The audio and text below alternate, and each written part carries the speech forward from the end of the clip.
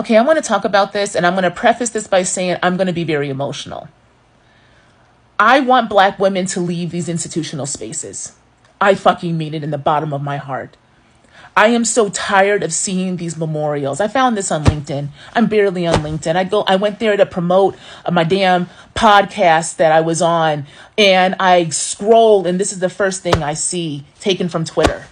And somebody putting a post saying, rest in peace, and we need to do better. But yet you take your asses back to these jobs, y'all. And this is not to be blaming. I'm asking the rhetorical question. Why are we staying in spaces? Why are y'all staying in spaces that keep telling us they don't give a fuck about us until we are literally 6 feet under? But they will take and use all the work you did and then do these pseudo memorializations while they continue on to the next.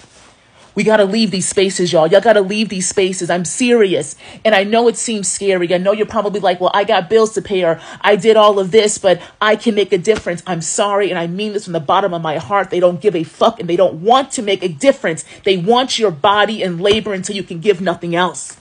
You have to make the decision, because what bill are you paying if you're 6 feet under? What are you paying if you're 6 feet under? I mean that. The last few years, 2 Black women from the institution I used to work at are gone. Okay? Gone. And it's not because of COVID. And they were the 2 first Black women ever tenured at the institution I used to work at, Beloit, that I was an undergrad at. Deborah didn't come until 1999 when I was a first year. And then she finally was tenured in the later 2000s. And then Carla after. Deborah spent her whole goddamn career there. Okay? Trying to make sure that she was financially secure. So she diligently paying her student loans and paying bills and saving and scraping and all of this shit, right? To retire, and a year later, I don't even know if it's that long, cancer took her fucking life. And then Carla took her own life. Right? So being the first 2 Black women tenured, and now the first 2 Black women gone.